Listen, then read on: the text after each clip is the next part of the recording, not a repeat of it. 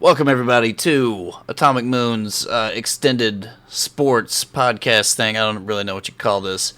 I am Atomic Moon, of course, and I am joined by my cohort, dear good friend of mine, Mr. C. Min Punk. No, it's a DM Punk, I think is what we're actually going with. How are you today, sir? I'm doing well. Doing Thank well. you. Doing well. Good to hear. Good to hear. So this is kind of a thing that I've been wanting to do is maybe like once a month, just kind of take, 30 minutes to an hour, whatever, to talk a little bit of sports. So we had the Royal Rumble last night, and but there was also a bunch of stuff going on over the weekend.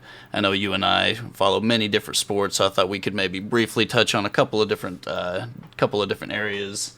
Go ahead and address the elephant in the room of Kobe Bryant's passing this last weekend. Obviously, an extremely crazy situation. Just everybody talking about it. I don't think I've ever seen on Instagram or Twitter just like scrolling through and literally everything that is on there is Kobe Bryant related. I'd heard the news when right when I got in my car on Sunday afternoon is like when they broke the news. But I mean, this has got to be at least in our generation, probably the biggest, most shocking sports death that I can think of. I mean, the only thing I can think of that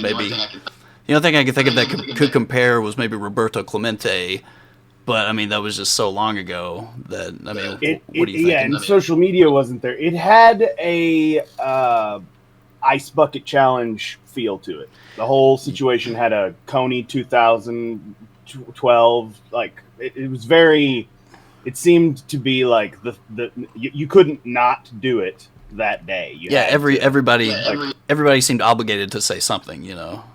Like, hey guys, I know I'm a mascot for a hockey team here in Central Florida, but I just want to say, take a timeout and say, normally this is only a NASCAR Instagram, but today I'm posting a picture of Kobe Bryant. I mean, even like the fairgrounds here in Dallas, like on their Instagram page, they posted today something about like make sure you hug somebody today and something like that. But I mean, it's crazy. Literally every professional soccer player in the world posted something about Kobe Bryant. Oh yeah, you got your Lewis Hamilton too, Formula One driver Lewis Hamilton. He was posting stuff about lots of European-ish people. Another big issue with that situation was, I guess, I know TMZ came out and reported things, reported it kind of before the entire, I guess the death toll was kind of confirmed. Another thing about the social media wave about this incident is that it creates this atmosphere in which everybody is racing to be the first to report something because that if you don't do it, the next person's going to do it. So you've got to scoop people. In the interest of that, I would now like to steer this conversation towards the other 800-pound gorilla in the room, since we were brought here, I think, mostly to talk about wrestling. Yeah. And that's right. This week there was the huge event. Everybody down there was all talking about it because it was massive ticket sales, sold out months in advance. And of course, I'm talking about Britt Baker's amazing promo on AEW Bash at the Beach this week on the cruise. They had 2 days to tape that. It was taped 2 days before. They edited it for 2 days, and that was what we got, folks. It's like on The Simpsons when Mr. Burns is. They're showing his video for the film festival that he was entering, and it just shows him getting dragged by a horse, and he's like, "We did 20 takes, and that was the best one." Yeah. Other than that, I mean, the entire show wasn't that bad, but just Britt Baker just came in there and killed any sort of steam that they had built. It was absolutely the worst heel promo of all time. Would you call it a heel promo? It was Shockmaster like. It was exactly like the Shockmaster. It reminded me of Mac in the Dayman episode of It's Always Sunny where they do the play. I just imagine her backstage. Yeah, I imagine her backstage looking at the saying, I'm going for gasps tonight. It was, what did she do? Her job was to go out and get heat off of everyone liking Tony Schiavone. Yeah. So she insults him with a question mark, kind of, but then immediately apologizes for insulting him, and then reminds everybody she's a dentist. That was the meat of the promo. Everything else there was garnishings. And when I say garnishings, I'm talking about Panda Express garnishings. I'm not talking about like a good side. I'm not talking about like McDonald's fries or Whataburger fries or like some animal style In-N-Out fries. I'm not talking about any sort of side like that. I'm talking about like the bare minimum for it to be considered a side. This used to be a powder. This was a powder. We reconstituted it into corned beef hash. I can tell you've been practicing that promo in the mirror for the past since Wednesday when it aired. Somebody at AEW had to okay that. They were in the editing room, and that was the best they got, like you said earlier. But somebody had to okay that. She's their number one pick. She was the one on the day that they had that big deal with Chris Jericho announcing AEW, like a year before or 6 months before it really started. She was one of the signs. She's like, and our first females, like. Yeah. I don't know. It seems like a Vladi Divac for Kobe Bryant type trade. Yeah, it was like her and Bunny were like two of the first like women that were announced. I mean, obviously Brandy, but other than that, yeah, she was especially in their early promotions before they even had an event. It was like Dr. Britt Baker. I mean, she was just on everything. But yeah. And Tony, I'm a dentist. I mean, I'm assuming AEW, they write all their own promos, right? Like, so that was like her idea for a promo, and she just kind of. Do you think she kind of told herself in her head that she was just going to go off the cuff, off the top of her head when she was out there, and then she just like blanked? I fucking hope so. I surely do hope so, because if not, oh boy. Yeah, absolute disaster. Oh my god. So folks, we're gonna have to take a break. JR's reaction. Dude, JR just doesn't care anymore, dude. It's so funny. He just doesn't. I don't have a hat. This is like he'll call wrestlers by the wrong name and just not care. Like, okay, yeah, whatever. Oh man. Meltzer, to me, like that's another thing. We've got to find an impartial. Either everybody needs to start their own rating system now, or we've got to go to another impartial source. We got to go to somebody else that just kind of like Ariel Helwani should start doing the 5-star rating, the match ratings now, because Dave Meltzer essentially is a paid employee of AEW. Like, you know what I'm saying? Like, he is essentially receiving 100%. I'll tell you. Let me put it this way: he has not eaten a meal that wasn't at a Shoney's with his AEW business card, since then. Because come on, man. Yeah, I don't. It seems like the 5-star rating is just I don't know what you call it. It's just not. It's not relevant anymore. It doesn't really carry as much weight as it used to. Over the last couple of weeks, I would say the 2 matches that I would consider for a 5-star rating have both been WWE based. I would say at the NXT UK Takeover, Tyler Bate and Jordan Devlin, their match was. If Meltzer doesn't give that a 5-star, it continues to further degrade his credibility. And then the other one that really surprised me, and I never thought I'd be the one to say this, but they used every inch of that arena, and they didn't just use it to go out there and throw punches, John Cena style or something, was the first match on the card at Royal Rumble. The first match on the card at Royal Rumble, Roman Reigns and Constable, Baron, King Corbin, whatever last man standing. That match was great. Those guys took it all over the place, and they used new stuff. You know what I mean? They didn't. We didn't just know. Oh, okay, they're going to go over here. He's going to throw him off that. That's going to. You know what I mean? Yeah. It was original, and they used that big arena. That's hard to use a baseball field. Yeah, I thought it was interesting that they had that match first, and I think that was to kind of introduce the audience to the arena and how they were going to use it. Especially like you said, using the dugout, using things that haven't really traditionally been used. I thought the spot where I don't know if it was Jimmy Uso or the other one, but who does? The other one. Say what? Who does know which one it is? Oh yeah, yeah, for real. When he jumped off the scaffold or whatever it was. Yeah, I thought it was a good match. It's just weird how I don't know. I noticed it during the first when Roman Reigns was gearing up to do a Superman punch, like within the first 4 minutes of the match inside the ring, and I just thought like the reaction from the crowd. I thought it was like majority boos, but I think that's his oos, Yeah, I don't know. Yeah. Maybe. What do you think of Roman Reigns? Do you think he's gaining steam? If you get a 50-50 mix of booze and oos, it sounds like a lot of booze. That's the problem with that. Yeah, maybe that's by design. So Vince McMahon's just like, no, they're saying Boo Earns. Exactly. I was saying Bautista. Bautista, yeah.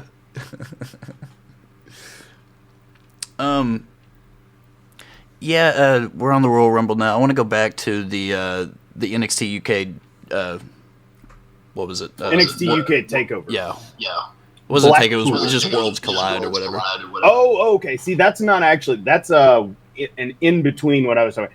The one I was talking about it was on the actual NXT UK Takeover Blackpool, and that's like I said, that was Tyler Bate against Jordan Devlin, and I thought that was an absolutely outstanding match. Yeah. The NXT Worlds Collide Takeover the night before Royal Rumble, when NXT UK and NXT had matches and stuff, that had some great matches too. I don't feel like any of them were 5-star, but I don't feel like any of them were anything less than a 4-star or a 3-star. I mean, yeah, I was gonna say, I didn't get a chance to watch it on Saturday. I was trying to watch it after the Royal Rumble, but I was kind of in and out on it. But I kind of watched like the DIY versus Mustache Mountain, and like on card, like on paper, that seems like a match made in Mark Heaven. But and like I said, I was kind of in and out when I was watching it, but it didn't seem like as polished or as maybe I had hoped. But I mean, it wasn't like a terrible match, but I thought, like you said, I didn't really think it was like a 5-star match or anything like that. Oh no, I didn't feel like it blew the doors off of the night. The best match of the night was probably the very last match, was probably Imperium and Undisputed Era, and it was kind of tarnished by Bobby Fish fucking owing Alexander Wolf with a direct kick to the chin. Oh damn. Yeah, about 5-10 minutes into the match, early in the match, Alexander Wolf is supposed to he's on his knees and he's supposed to take a high-low from Kyle O'Reilly, not Kylo from Star Wars, like Kyle O'Reilly, from Kyle O'Reilly and Bobby Fish, the Undisputed Era tag team.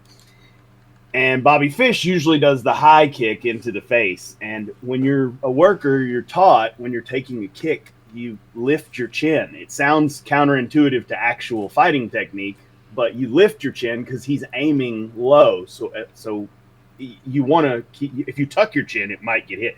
And he just, as clear as day, tucks his chin there, and Bobby Fish delivers a perfect kick directly to the chin. And I don't know how he thought to pull his shoulder up before the 3, but he was as out as light. Wow. Yeah. But I don't even think you realize it. I think he instinctively pulled his shoulder up. I don't know how he got it up. But they take him out of the match, and the rest of the match is a 3-on-4. And they work it. They do it. Imperium does a good job.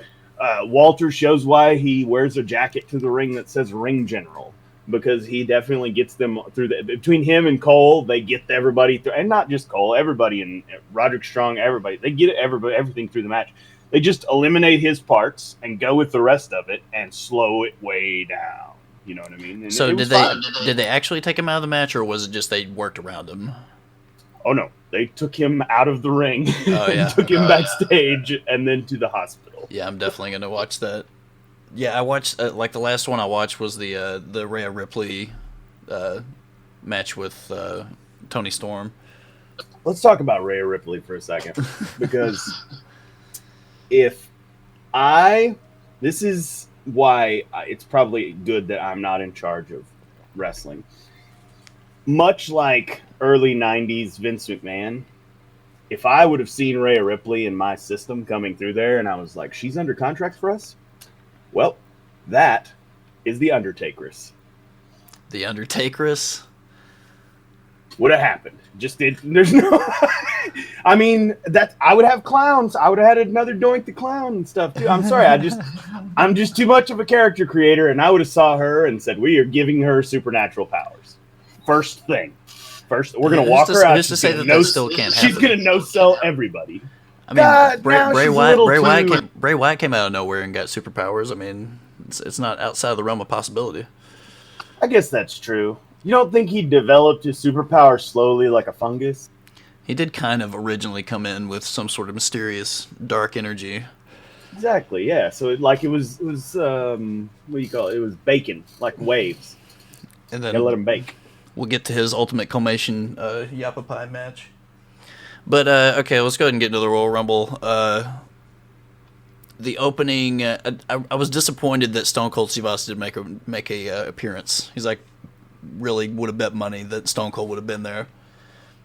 But he does like the video intro opening, and then they go into the Baron Corbin Roman Reigns thing, and then the Women's Royal Rumble. I actually really enjoyed the Women's Royal Rumble. I was definitely there from beginning to end. I thought they built it well. I really liked how they used Bianca Belair. I mean, you could tell great night for her. Got her over good. Yeah. Great night for her. Way better night for her than for Street Profit. Oh yeah, definitely. Beth Phoenix mysteriously just having a gigantic laceration to the back of her head. Did they ever find out what that was? Oh yeah, you can see it's actually Bianca Belair. She is up on the ropes, sitting there on the top rope, and Bianca Belair is standing on top of her doing like a puncher 10 times and everybody counts type of situation. Yeah. And she just hits her, and Beth goes back too far, and they have those big plate looking deals back there, and she bops it right there. You can see it it's pretty clear on the deal. I saw where it happened. And then it bleeds because that's your head. You got blood pressure, your head bleeds, especially I don't know. I don't want to say, because some people bleed well and some people don't. And some people bleed well on certain nights. I mean, Dustin that night with Cody. Cody the night he got his fucking scar. Yeah, the chair shot or whatever. But yeah, she bopped the back of her head on the corner there, and she stayed until her. I was wondering why, oh man, if they're probably going to get her out of there, and then I thought, nah, there's probably some spot she's got coming up, and of course, then Santina comes out. Oh my god! I don't think that's what Becky Lynch meant on WWE backstage the week before when she said that maybe we should get rid of the women's part of women's wrestling. I don't think that's what she meant, but hey, it's just so funny the lead up to it, because you were sending me videos of that guy about a month ago, and then I sent you the article the night before saying that he was in Houston. Santino is one of the great comic stars of WWE. Oh yeah, man, what a great man. He was one of the best comedy acts of all of WWE history. Oh, most definitely. And lots of throwbacks throughout the night. Of course, Edge returning during the men's Royal Rumble, but we'll get to that here in a little bit. They immediately went into the women's title match with I'm just blanking, with Bayley versus Becky Lynch. Bayley and Lacey Evans. Yeah, Lacey Evans. I don't know. I thought it was an okay match. Nothing really. Yeah, it's rough. It's rough because Bayley's heart's not in her character now. You can tell she's trying and she's getting better, but she's still. What they tried to do, what I feel like, as soon as I saw the situation, I was like, oh, what they're trying to do is they're trying to do the Sasha and Bayley match right before their big takeover, the one they did at the NXT studio on a pay-per-view there. and it was when Izzy became the star. When she stole Izzy's bow from the crowd. There was the little girl that had the Bailey hair bow, and Sasha pulls it off of her, throws it down, gets in the ring, and makes a deal. And the girl starts crying, legitimately starts crying in the crowd, and it was so much legit heat by Sasha Banks. It was so perfect, but you could tell Bailey's heart was not at all in doing anything mean to that little girl or any other little girls. You can see that just in her demeanor. She's not happy. Well, she was built as just the ultimate baby face. So for her, and she like really, buys into the baby face aspect of it. I would be interested to see to know who really pushed for her to change, whether it was her or the others, because I feel like you can almost guarantee that it's not her. I feel differently. I feel like it was almost for certain. It was a situation where they were like, we could probably sell more stuff if we just kept you like this. And she pushed for, well, no, I'm restless right now. I want to do something new, and she didn't realize. But you could be totally right. I have no idea. Either way, I don't know either. She is not. She's not. You can tell she's very toes in about it. This match is interesting because it's two very odd face turns. You have her turning heel, and then oh my god, I keep spacing on her name. Lacey Evans. Lacey Evans doing like the extreme babyface turn after they've spent like. Well, what they did with Lacey was, if you watched the WWE Breaking Ground show from a few years ago when they started the network, it was one of the first shows they had on the network, and it's about like a bunch of the NXT stars coming through the program and stuff, and it's narrated by William Shatner, and she's the end of the first episode. At the end of the first episode, the pilot episode, they have a promo meeting, and everybody has to get up in front of everybody and do a promo. And she gets up and she basically gives the promo she gave on SmackDown the other night, where she talks about her family and her dad and everything like that, and addiction. And she just almost starts crying, and then everybody's like, "Oh, damn, that's her." The problem is that she looked so different back then that nobody recognizes her from that episode. And so, but I think that's what they were trying to do as far as that. They were trying to get her the sympathy that way. But you're right, it was a quick heel to face, and then obviously Bailey and her. It seems like it's quick. It's probably been months since that happened. I feel like they're doing the face turn with. Lacey Evans. Why? I don't know why. Okay. I feel like they're doing the face turn with her because it happened right when they went to network TV. And so it's like, we really need to push home, catering to the military audience that we have. So it's like, let's really start, trying to pull some sympathy for Lacey Evans. Yeah. Well, and they need, they need faces. They especially since they got rid of Bailey. Sasha's out now. There's all kinds of that's another story from the Rumble we didn't talk about, was that Sasha wasn't there. Sasha's out. She's hurt. A bunch of people. Literally, I was watching on Instagram. People were posting on their stories and stuff, like Sasha as their pick for the Rumble right before that. Like news sites, like things that passes wrestling news sites were posting that, and I was like, "Do you guys not know that she hasn't wrestled since January 3rd?" Like, is this supposed to be something like serious that's gonna keep her out for a few months? She really likes to keep her injuries secret, and on purpose. Yeah. And so it's when you hear something, it's just as likely to be misinformation as it is the truth. So you really never know with her. Well, hopefully she'll get back before WrestleMania, or probably right before, on the way to WrestleMania. I think that when I saw Bailey win the match, especially the way she won it, I expected her to win that way. But that's what I was expecting. I was expecting them to hope she could be back, and then we can do her and Bailey at WrestleMania, because her and Bailey at WrestleMania weekend is where they got famous, and so this gives them a chance to do it on the big stage now that women's wrestling is ready for that, or at least people feel that we're primed for that. Okay, yeah. So then right after that was the the Indian strap match, the Yappa Pie. What's your what were your impressions of the Yappa Pie match? Best ending bump of the night, like probably of the weekend. I mean, like, because I would way rather fall off a ladder now, like out of shape. I would way rather fall off a ladder through a ladder that's on a table than take 2 straps to the face, even if I've got a big mask on.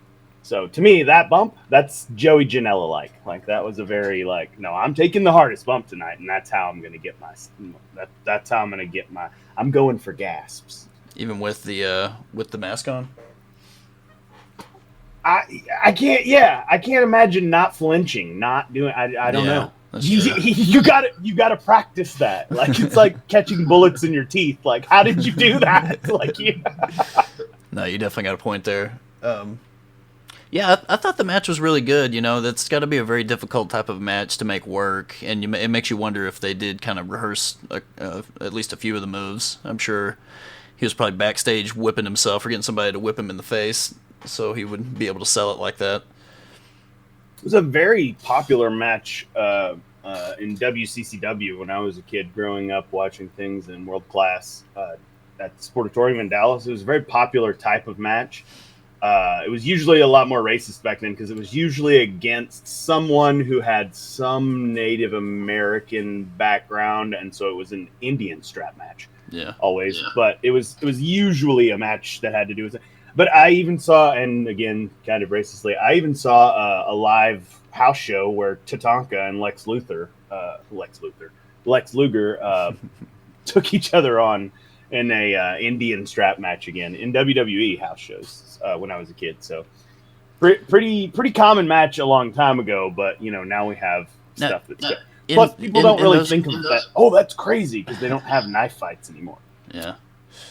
In those types of matches, is it they're strapped together, or I mean, them being strapped together? What we saw last night was the Yappa Pie, right? It was just like a regular strap match. Yeah, it's like a, however long strap, like whatever it is, it needs to be for the story. But usually it's long enough for them to do what they did last night, like whip each other and stuff like that. And the point is that somebody can't get away, because usually that's what it is usually somebody is constantly doing something, and then when the other guy tries to get revenge, he escapes. Oh, my gosh. Like Michael Cole does. I mean, like Adam Cole does. Like Michael Cole does too, but like Adam Cole does every time. And that's it. You put him in that, and it keeps them there. And that's what Daniel Bryan was thinking in the psychology. Daniel Bryan's character in the psychology of putting him in that match. But I don't understand why he went there without first consulting Ramblin' Rabbit, because Ramblin' Rabbit has clearly told us during this angle between the two of them, he's clearly told, hey, I know a way to beat the Fiend. And then he died. And he's still alive. He always comes back to life. You just got to find him. You got to find out how to get... Seth Rollins knows how to get to the Firefly Funhouse. So you could ask him. He's burned it down before.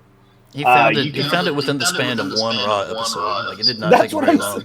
That's what I'm saying. Like, he lost a glove there, but he found it. Yeah. Okay, what's next? The Becky Lynch versus Asuka. This must have been, if you're looking at the card, this is probably Chris Chew's, Chris Chew went, oh my god, circles that, Becky Lynch versus Asuka, right? Yeah, yes, definitely. Becky Lynch and Asuka was high on my expectations, and I thought it was a good match. I don't think it was perfect, but I also think that the ending couldn't have gone as well as it did without Asuka, because Green Mist is so easy to mess up. Watch anybody else besides Muda and her that use any sort of mist, and you will see all the reasons why they're good at it. Yeah. They use just a little bit when they're spitting it, and last night when she needed it to be all over her face, she spit just a little bit into the air and then broke the rest onto her face and let it, so her face was green, because otherwise she wouldn't have looked like she got any in her eyes. And so that's a very, very difficult thing to use. Yeah, definitely.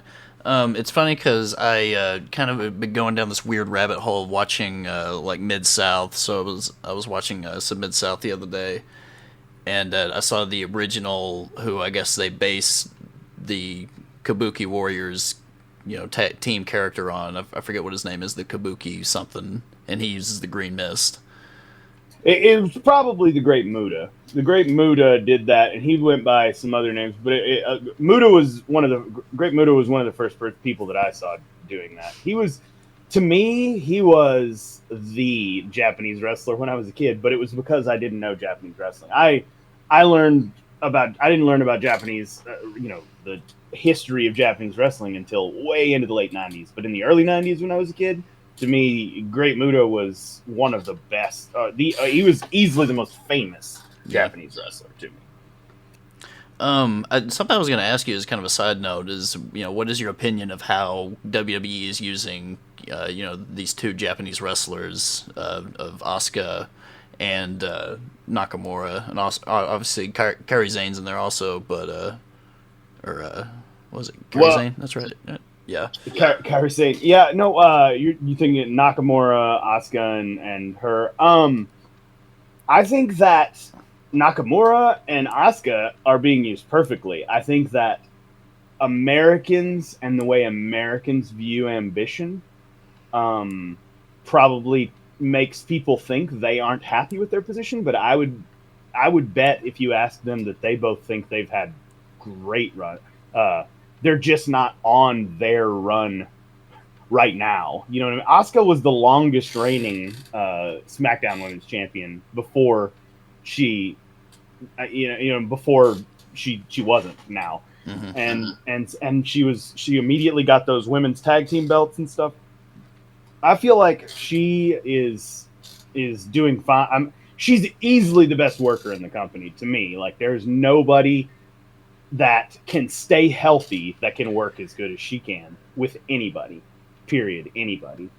And so I feel like she is probably the best worker in the company, and Nakamura is not that far off from her on the same exact thing. He's the Intercontinental Champion right now, which is the champion that historically has been the best match guys, and he's been a world champion. He won the Royal Rumble.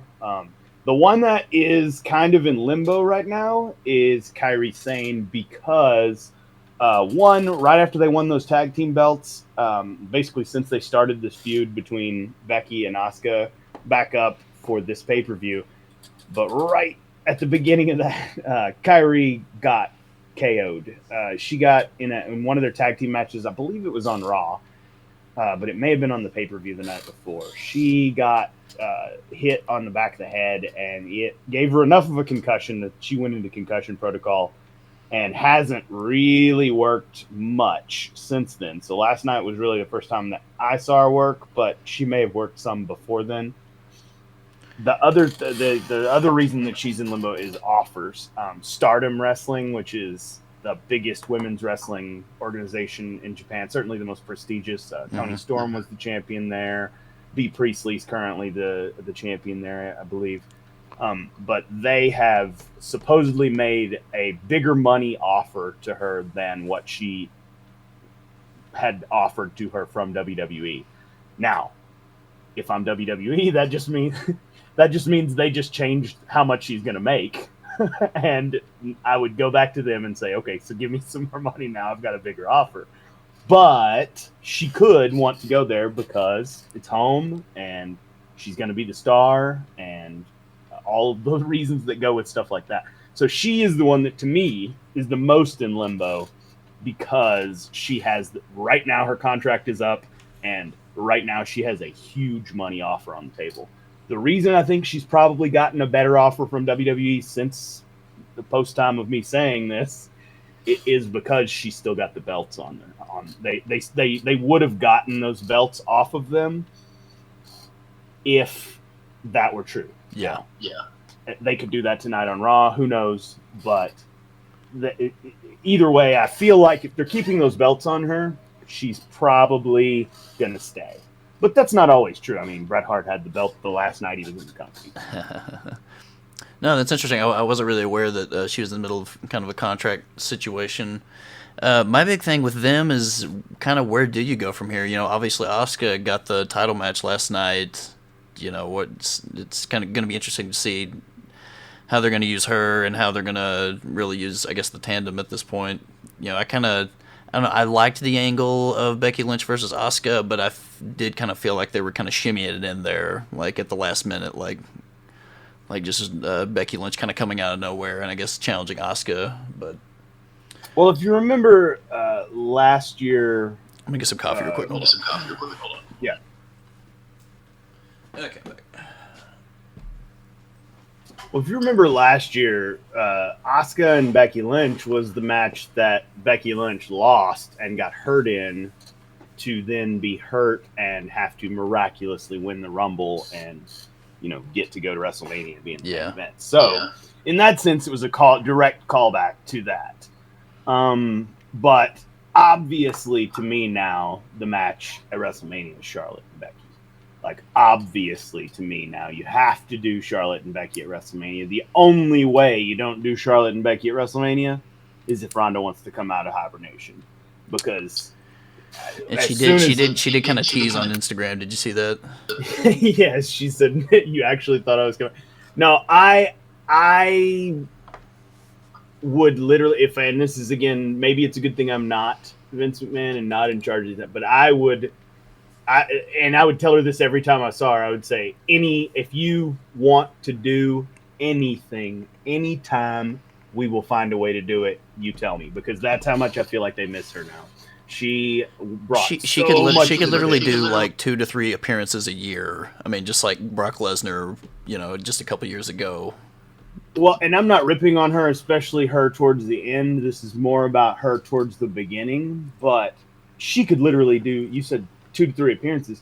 She could literally do 2 to 3 moves at the beginning. And she was bringing in people. She was bringing in excitement. It was more exciting because Ronda was there. Yeah. You know what I mean? It was more exciting because Ronda was there. And it felt like Nitro. It felt like Nitro. It felt like anything could happen. Like Rey Mysterio could get lawn darted any second. I feel like with how they're using, because you're seeing the influx of UFC and mixed martial arts fighter more into wrestling, and I do feel like it kind of adds this air of legitimacy to wrestling that opens the door to bringing in new fans, So I think absolutely, yeah, and I think it, yeah, exactly. It blurs the line of that, but that's not so much the point. Is it brings in people that otherwise wouldn't have any interest in it whatsoever. Yeah, eventually, know this. Eventually, Joe Rogan will be at WrestleMania. As much as he hates it, he will be at WrestleMania. He may not. He may be given a free ticket and just shown for a second on screen, but he will be there. He will be at WrestleMania. He just doesn't know it yet. Dude, I'm we won't get into this, but my bold WrestleMania prediction is that Trump's going to be there. That's my bold prediction for this year's WrestleMania. Where is it at? It's in Tampa. Yeah, it's in Tampa. I'm just saying. Yeah, I can see that. I can definitely see that in Tampa. He's going to have a friendly-ish crowd. It's just that it's international because WWE, WrestleMania sells tickets to people. They sell a package to people. If you live in Swaziland and you want to go to WrestleMania, they'll sell you a package for it. Yeah. And so I would be very hesitant to do that. And the Secret Service's butthole would be as tight as could be with all those internationals. Oh my gosh, there would be so many internationals. It's like I went to the Formula One race at Circuit of the Americas in Austin the last year Obama was in office, and he was there. And the Secret Service's butthole was, oh my God, it was puckered. They were so terrified. And everybody there was like rich. It was like, he might get assassinated by like a James Bond villain or something. It's not like, no, these people like, these are Swedes. These are just Swedes. And Japanese people don't boo, so if they're there, they'll be okay. That's true. Okay, so women's championship match leads us right into the Men's Royal Rumble, the big event of the evening. And yeah, kind of adding on Ronda Rousey and Brock Lesnar, they put Brock Lesnar in at number 1 and have him defeat the first 13 people that enter into the ring. I really liked it. I thought it was good. I thought they got kind of creative with a couple of the eliminations. I thought the whole Keith Lee bit was really good, and Brock eliminating him and Braun Strowman at the same time. I thought that was a really good spot. All those were great bits. The whole thing with Brock was perfect. To anybody that says it was boring or anything like that, they weren't watching the legitimate heat that the guy sitting dead center front row in the red shirt that said Mania on him, and there was a girl sitting next to him with another identical, it was like a baseball jersey that said Mania, and they're red. Those two people's legitimate disdain for Brock Lesnar and the idea that he was eliminating those people was worth all of it. It was that is what legitimate heat looks like. Like everybody, AEW, NXT, that's what heat looks like right there. No, oh my God, that was the best part. Just it was almost a similar sentiment to when Brock Lesnar beat Undertaker. It was just like people just hands on their head, just like, are they really going to have Brock Lesnar defeat everybody that comes in there? I mean, they really kind of had you thinking it for a second. Well, that's who he is. That's his character. It's great. But of course, my boy Drew McIntyre comes in there, gets the elimination, and then basically the actual Royal Rumble kind of starts after that. Celebrity, or not celebrity appearances, but appearances from former wrestlers. MVP. I'm really not familiar with MVP. I think he was kind of, his heyday was right when I was not watching wrestling whatsoever. I'm not bragging, but I'm in the DMVPMs. That's why you're DM Punk. We message each other, me and MVP, every once in a while. We're both Brazilian Jiu-Jitsu black belts, both former workers. We understand. No, I'm just kidding. He's a master Jedi of old guy wrestling. He is going to turn into the new Pat Patterson. Not in the. He's going to turn into the new Pat Patterson. I'm not going to. So we're kind of watching this during Raw, or while Raw is being broadcast, and I thought I saw MVP back on there, so maybe he'll start making some more appearances. I thought that Kane was going to come back. I was like, they've been really kind of pushing Kane on different things on WWE Network, and I thought he'd make an appearance. But I think that's probably because they're building up to the rumored Undertaker Sting match in WrestleMania, and I'm sure if that happens, then Kane will definitely probably be a part of that. So, I'll see if I can find anything out about that. I have a Sting source actually, and I will see it because the last time that happened, I got a little bird started telling me that was going to happen long before that, and so I feel like if that was going to happen, the Triple H one. Yeah, I feel Seth Rollins when he he Triple H at WrestleMania, and then he Seth Rollins. And that's when he got hurt, like the next pay-per-view. Mm-hmm. But yeah, when that started to happen, I heard through the grapevine that was going to happen a little early, and I haven't heard anything about that, so I am not very confident that is going to happen. Yeah, and it's just kind of a slight rumor. There's probably all sorts of rumors being thrown around right now, but I guarantee you, Kane's going to be. What if it's like Kane and Big Show or something like that? It seems like there was some other big wrestler comeback this weekend at Royal Rumble that we've yet to talk. I can't quite put my finger on it. It's on the edge of my tongue. I just can't. Oh yeah, Edge came back. Edge did come back. Signing a new lucrative 3-year deal, supposedly making him the highest paid person in the company. Really? That's interesting. Really? Interesting indeed. If that's true, and I don't think I don't know that that's true. I bet that he has the potential. I bet there's incentives in it that give him the possibility of being the highest paid person. So if he sells this merchandise, he'll get this percentage. Blah blah blah. But I would be very surprised if they just cut him a check for that. But at the same time, I can't imagine if he could get cleared after that, because when he left, he was at the very top of his game, and I still believe he is absolutely one of the best heels in the history of professional wrestling. So do you see this as being more of a long-term type thing? Because, I mean, his neck is being basically held together with, like, chewed bubblegum and Band-Aids at this point, right?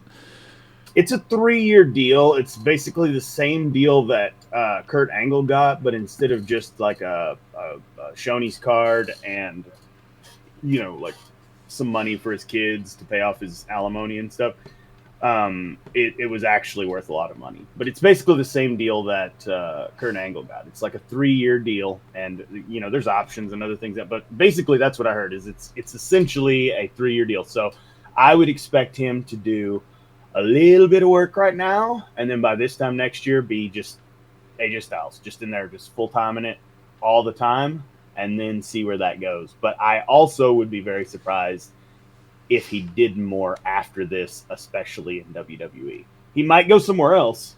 Yeah. But I would be very, very, very surprised if he gets done with 3 years of full-time WWE and is like, can't wait to get me some more of that. I want to double up on it this time. You know what I mean? I don't see that happening, especially with kids and stuff. Looking up how old he is. He's the bad guy in Vikings. He's flat nose on Vikings. 46. He's also on what is it? Haven? Is that what I can't remember. He's on a couple of other like sci-fi shows and stuff. Married to Beth Phoenix. I did not know that. You didn't know he was married to Beth Phoenix? I really don't know a whole lot about Edge. They get kids together. How about that? Indeed. So yeah, I mean, I thought that was a pretty good celebrity appearance. Celebrity? Why do I keep saying that? I don't know. I mean, I guess they do typically 2 to 3 of these returns. I kind of thought maybe they would have a couple more, but I guess they didn't really want to steal the limelight from Edge if they're signing him to such a long-term deal. It was probably the best comeback pop I've seen from a crowd since the Hardy Boys came back at WrestleMania. Yeah, I'd agree with that. It was definitely, and Twitter especially, it was just everybody was just going. Everybody's like, "Hey, Edge is back." Also, Kobe Bryant, rest in peace. Okay, side note. I'm talking about Twitter. Oh my god, I did not see anything about the Pro Bowl yesterday. Like, I had to go search it. I did not see one single thing anywhere about the Pro Bowl. Well, I mean, it's the Pro Bowl, and then it got buried by Kobe Bryant. Yeah. And if you're like me, or you probably, you stayed up for some weird amount of time watching the Rolex 24. Like, if you're a NASCAR fan at all, you probably were watching the Rolex 24-hour race, sports car race. And it had been on for literally 24 hours when the Pro Bowl started. Like, it just ended. And they were like, and now we're going to the... It's like, why would you... It would be like if they played Gregorian chants at a NFL game or something. You know what I mean? Now to get you pumped up, here's some chanting. Yeah, I was working all weekend, and I got off work. What was it, Saturday night, and I saw just like a little bit of it. They were still. I happened to turn it on right as there was an overtake for the lead, and I was like, I guess it was around the, I think 12th or 13th hour. It's just crazy that while I was watching it, they were like 0.2 seconds apart after racing for 11 and a half hours. Yeah, so a few of the classes were actually like that. The GT class, the GT Le Mans class that they share cars with Le Mans on, that class was very close all night. And it was weird close because the Porsche was a little faster through the infield. And around the banked part of the track, the BMW would pull away from it, but it would make it back up on the infield part. So it was a pretty interesting race all night. My favorite anything of the weekend was how saucy NASCAR on NBC's Instagram was in the comments section to all of the NASCAR fans that they were posting stuff about this all weekend. And my favorite one, and essentially the thesis of all of them, was This is a NASCAR Instagram. That's where my comment about that came from earlier. This is a NASCAR Instagram. Don't post. This isn't an IMSA Instagram. And NASCAR on NBC's response to all those people was essentially, IMSA is literally owned by NASCAR. So it's and they're right. Yes, it's a very NASCAR out version of sports car racing.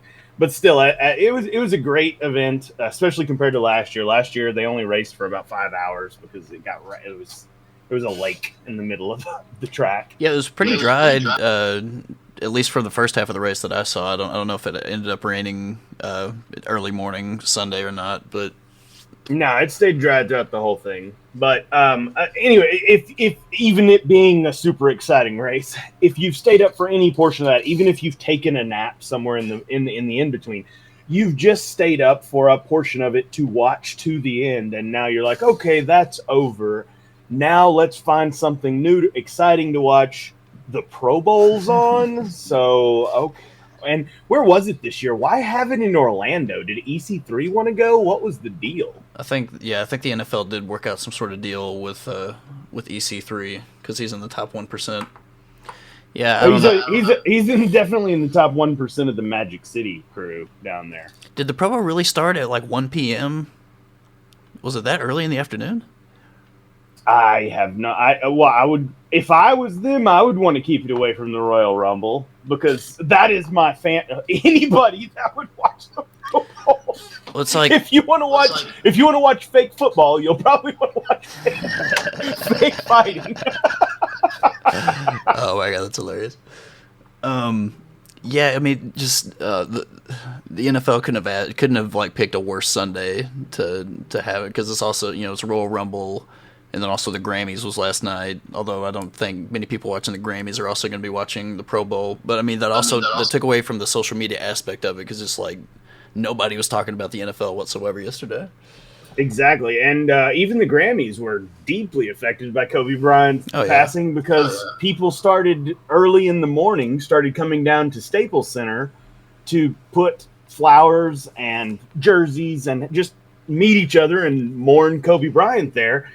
And they had to put up gates around the Staples Center because they were doing security checks and getting everything ready for the Grammys that night at the Staples Center. And even they had to start telling people to go home and leave after a while because the Grammys showed up, which was distasteful for everybody.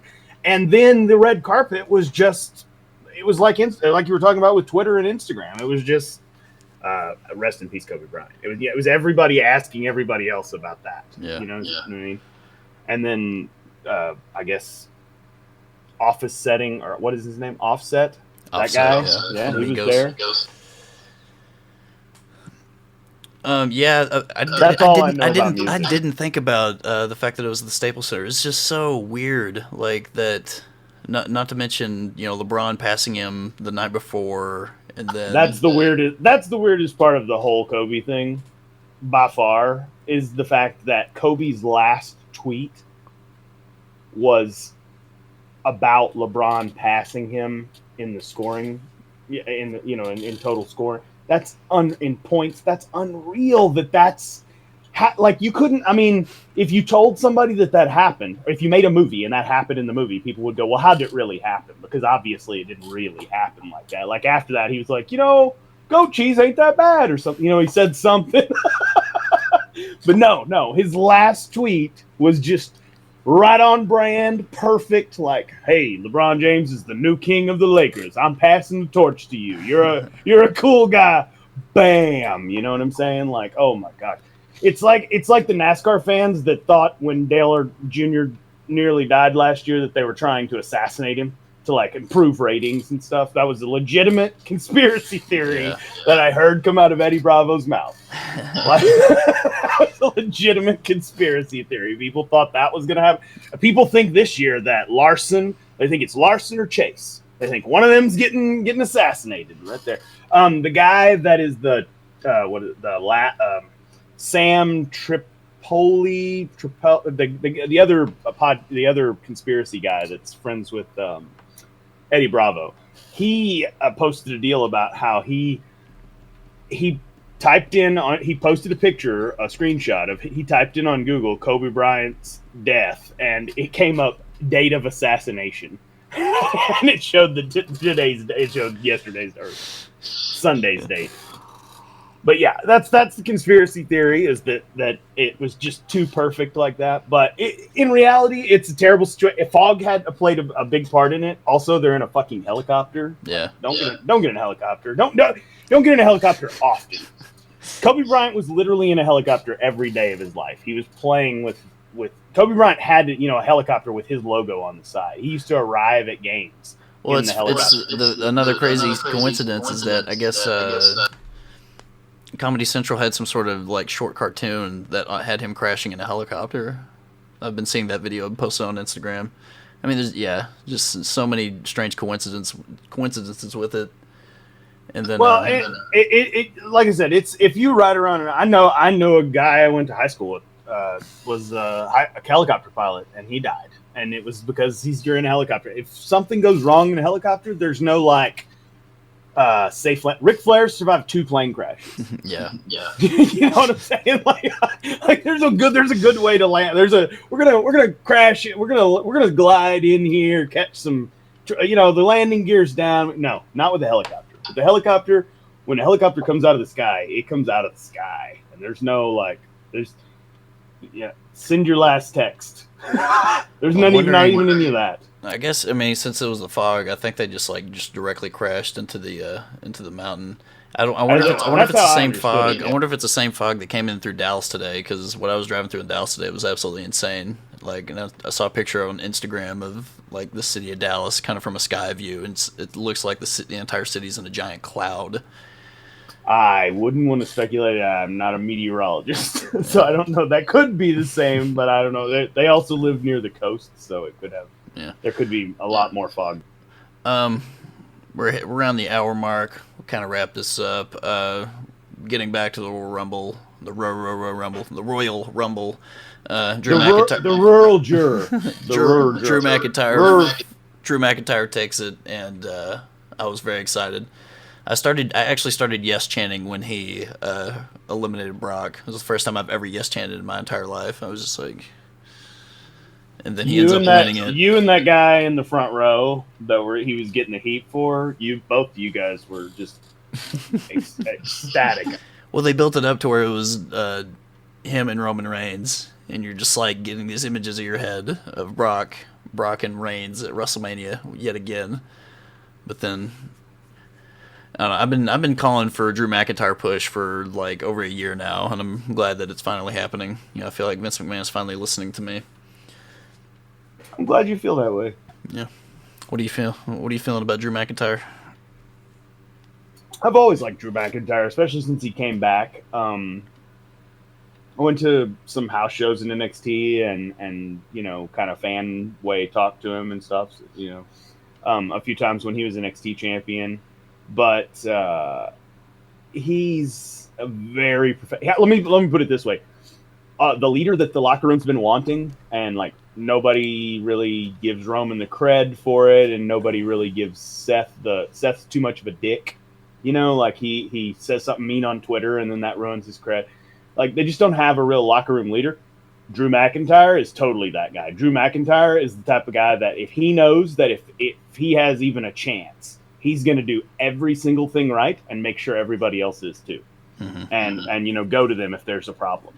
And that's what they've said that they've needed for a long time, and he is definitely that. I'll say that about him for sure. He's very much like the Undertaker. I would even if he's not got the belt on him after he's had it for a while and they've shown that he's important, he's going to be somebody that they definitely listen to. Everybody listens to.